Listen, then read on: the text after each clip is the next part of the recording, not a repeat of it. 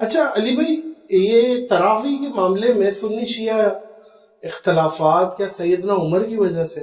ظاہر ہے وہ اختلاف رائے جو ہمارے اہل تشیع کمیونٹی رکھتی ہے، اختلاف کیوں ہے؟ شیعہ حضرات تراویح کے معاملے میں اختلاف سیدنا عمر کی وجہ سے نہیں ہے، سیدنا عمر کے ماننے والوں کی وجہ سے۔ سیدنا عمر کا تو موقف آلموسٹ شیعہ والا ہی ہے، یہ بڑی حیران کن بات۔ جی 2010 نمبر حدیث پڑھ لیں آپ صحیح بخاری کے اندر، کہ سیدنا عمر سے پہلے نبی الاسلام کے مبارک دور میں آپ نے 3 دن تراویح کی جماعت کروائی، اس کے بعد نہیں کروائی، اور بخاری مسلم کے الفاظ ہیں جی قیام اللیل۔ ہاں اس زمانے میں قیام اللیل کا ورڈ استعمال ہوتا تھا، رات کا قیام، تراویح بھی استعمال ہوتا ہے، وتر کی نماز بھی ہے۔ اس کے بعد نبی الاسلام کی وفات جب ہو گئی تو ان اٹینڈڈ رہا یہ معاملہ سیدنا ابوبکر کے دور میں، سیدنا عمر کے بھی شروع کے دور میں ان اٹینڈڈ رہا، لیکن لوگ ٹولیوں کی شکل میں اپنی اپنی جماعت مسجد میں کرواتے تھے، ظاہر ہے سارے تو حافظ نہیں تھے۔ پھر بخاری کے الفاظ ہیں، سیدنا عمر ایک دفعہ مسجد میں ہے تو انہوں نے کہا کہ کیا یہ اچھا ہو اگر میں ایک امام مقرر کر دوں، اگر ان کو پڑھنا ہی ہے مسجد میں۔ پھر انہوں نے تمیم داری اور ابی ابن کعب کی ڈیوٹی لگائی، اور الموطا امام مالک میں ہے کہ 11 رکعتوں کا حکم دیا، بخاری میں تو صرف ہے کہ ڈیوٹی لگائی، وہاں رکھتے بھی موجود ہیں۔ اور پھر اگلے دن جب آئے تو وہ بڑے خوش ہوئے، انہوں نے کہا یہ کتنا اچھا نیا کام ہے، جس سے وہ بدعت بھی نکال لیتے۔ بدعت تو تب تھی جب نبی الاسلام نے نہ کی ہوتی، اچھا نیا کام جو میں نے سنت کو سنت کو رینیو کے معنوں میں انہوں نے کہا۔ اور پھر آپ وہاں سے چلے گئے ایک جملہ بولتے ہوئے، انہوں نے بولا اس سے بہتر مرد کی وہ نماز ہے جو رات میں اکیلے اٹھ کر وہ پڑھتا ہے آخری وقت میں۔ جی تو سیدنا عمر نے خود تو مسجد میں تراویح جماعت سے پڑھی نہیں ہے، سیدنا عمر کبھی بھی اس سنت کو اس طریقے سے جاری نہیں کر سکتے تھے جسے نبی الاسلام نے اس طریقے سے مشروع نہیں فرمایا۔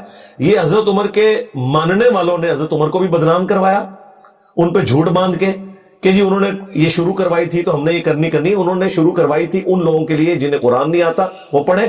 انہوں نے کہا پرائورٹی ہے اپنے گھر میں پڑھو، اور اس کو سپورٹیو حدیث ہے بخاری مسلم میں، نبی الاسلام نے فرمایا کہ مرد کی فرض کے بعد سب سے افضل نماز وہ ہے جو گھر میں پڑھتا ہے نفلی۔ ایک اور حدیث ہے بخاری اور مسلم میں، مرد جو فرض نماز کے علاوہ نماز نفلی نماز اپنے گھر میں پڑھتا ہے، اس کی وہ نماز مسجد نبوی میں نماز پڑھنے سے افضل ہے۔ یہ بخاری مسلم کے الفاظ ہیں۔ اور ایک اور حدیث بخاری مسلم میں کہ نبی الاسلام نے فرمایا مردوں سے کہ گھروں کو قبرستان نہ بناؤ، اپنی نماز کا کچھ حصہ گھر میں پڑھا کرو، اس سے برکت ہوتی ہے۔ یہ 3 حدیثیں ہیں، تینوں متفق علیہ ہیں جو میں نے آپ کو بتائی ہیں۔ تو یہ حضرت عمر کے ساتھ جو کچھ ہوا، ان کی جو بدنامی کروائی، یہ حضرت عمر کے ماننے والوں نے کروائی۔ اب آ جائیں شیعہ کی طرف۔ شیعہ قیام اللیل کے منکر نہیں ہے، وہ کہتے ہیں رات کو قیام ہو، وہ کہتے ہیں یہ آرگنائز طریقے سے جو آپ نے شروع کروا کے اس چیز کو جو نبی الاسلام نے اس کو اس طریقے سے پسند نہیں فرمایا تھا۔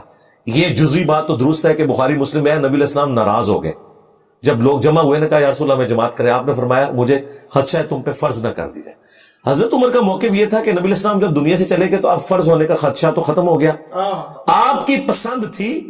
حضرت عمر کی سوچ اپنی جگہ درست تھی، شیعہ نے جو اس کا ایک جز پکڑا ہوا ہے وہ بھی اپنی جگہ درست ہے، اس میں یہ غلوف نہ کریں کہ جو جماعت سے کروا رہے ہیں کو بدعت کر رہے ہیں۔ جو کام میرے نبی نے 3 دن میں کیا وہ بدعت نہیں ہے، اگر کوئی 30 دن بھی کرے۔ کئی اعمال ہے نبی الاسلام نے ایک دفعہ کی ہیں، صحابہ کرام نے، مثلا ابو داؤد میں حدیث ہے کہ ایک صحابی تھے، انہوں نے نبی الاسلام کو اس حال میں دیکھا کہ بٹن کھلے ہوئے تھے، انہوں نے پوری زندگی پھر بٹن نہیں لگائے، انہوں نے ایک ادا دیکھی اس کو اڈاپٹ کیا۔ تو یہ کہنا ہے کہ یہ حضرت عمر نے کوئی بدعت تو تب تھی جب نبی الاسلام نے تراویح جماعت سے پڑھائی نہ ہوتی۔ ہاں ان معنوں میں کہ 3 دن پڑھائی، 27 دن گھر کی ترغیب دلائی، یا بعد میں ایک دفعہ ملتا ہے آخری عشرے میں قیام کروایا، یہ اپنی جگہ درست ہے۔ میں پریکٹیکلی یہ سمجھتا ہوں کہ آج عموماً لوگوں کو قرآن اتنا نہیں آتا، بہتر یہ ہے کہ جہاں اچھی قرات ہو مسجد میں تراویح ادا کریں، سمارٹ فون اپنے ہاتھ میں رکھیں، ترجمہ پیرلل میں کھولیں تاکہ آپ قرآن کو ایک دفعہ ریویو کر لیں سال میں۔ اور یہ ثابت ہے، صحیح بخاری میں زکوان تابی کے بارے میں آتا ہے، وہ حضرت عائشہ کے غلام تھے، وہ مصحف ہاتھ میں پکڑ کر اما عائشہ کو قیام اللیل کروایا کرتے تھے حجرے میں، وہ ان کے پیچھے نماز پڑھتی تھی، ہاتھ میں مصحف پکڑ کے آپ قیام اللیل بھی کروا سکتے۔ اکثر وہ دیکھا بھی گیا ہے کہ کچھ امام سامنے ایک پرومپٹر ٹائپ کی چیز یا جی امام بھی اور مقتدی بھی، کنسنٹریشن بھی لوز نہیں ہوتی۔ اور ترجمے والا کھولیں، میں یہ ریکویسٹ کروں گا ایئر فلائٹ موڈ میں لگائیں، یہ نہ ہو کہ پیرلل میں آپ اپنے واٹس ایپ میسج بھی دیکھ رہے ہو، نہیں، وہ کنسنٹریشن لوز ہو جائے گی.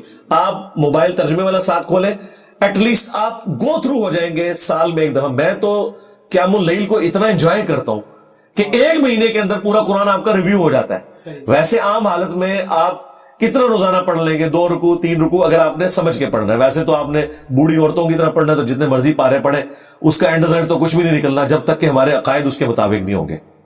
اچھا علی بھائی, مولا علی کا کعبے میں پیدا ہونا نہ ہونا یہ تو ایک اختلاف رائے ہے, اور آپ کی طرف سے ایک اسٹیٹمنٹ جو کہ بہت اچھی بات ہے کہ بھئی مولا علی کا کعبے میں پیدا ہونا یہ کعبے کی فضیلت. جی بالکل بالکل, ہاں مولا علی کی فضیلت کیوں ہے. جی ہاں, لیکن اس میں ظاہر ایک اختلاف رائے ہے, اور آپ بھی اس رائے پہ ہیں کہ مولا علی کی کعبے میں ولادت نہیں ہے صاحب. جی لیکن یہ رکن یمانی کا جو معاملہ ہے اور اس پہ دراڑ آ جاتی ہے, اور وہ اکثر ہمارے تشیعی کمیونٹی وہ شیئر کرا رہی ہوتی ہے, دیکھو آج تک یہ کعبہ پھٹا ہے مولا علی کی وجہ سے, یہ جڑ نہیں پایا ہے, اور یہ ہے وہ ہے.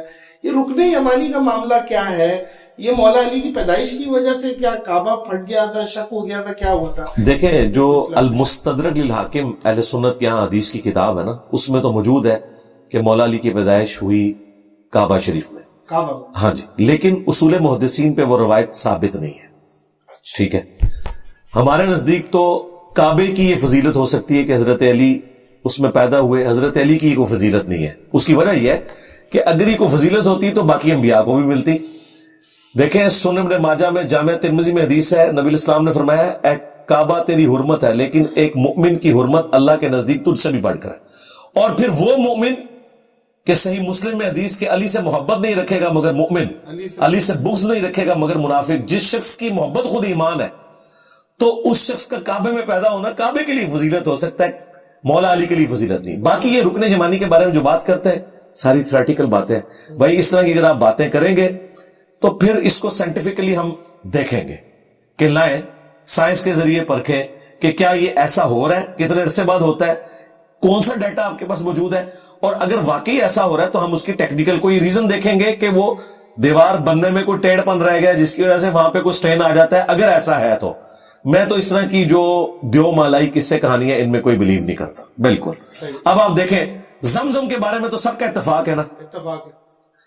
زمزم کے بارے میں اگر میں آپ کو بتاؤں, یہاں تو آپ کو کہتے ہیں جی زمزم کا ایک قطرہ بھی ڈال دیں کسی پانی میں تو وہ سارا زمزم بن جاتا ہے. جی جاپان کے ڈاکٹرز نے تحقیق کی, جاپان کے ڈاکٹرز کو خود نہیں پتا کہ انہوں نے یہ تحقیق کی ہوئی ہے, یہ سب کچھ جھوٹ مشہور کیا.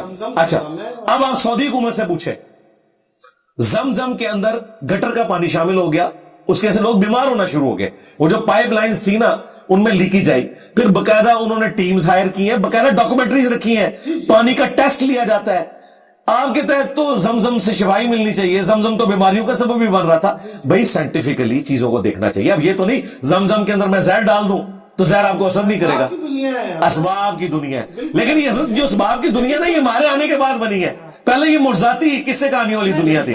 ہاں جی, ہم سے پہلے کون یہ بات آپ مجھے بتائیں, مجھ سے پہلے, اچھا چلو اچھی بات ہے, مجھ سے پہلے کون اس طرح برنٹلی بولتا تھا کہ یار یہ کہانیاں کروانی بند کریں. آپ نے تو اس پہ بڑے ووکل ہوئے, جی اور آپ نے اس پہ, اور اس کی وجہ سے اسلام کی بدنامی جو ہے وہ رک گئی ہے.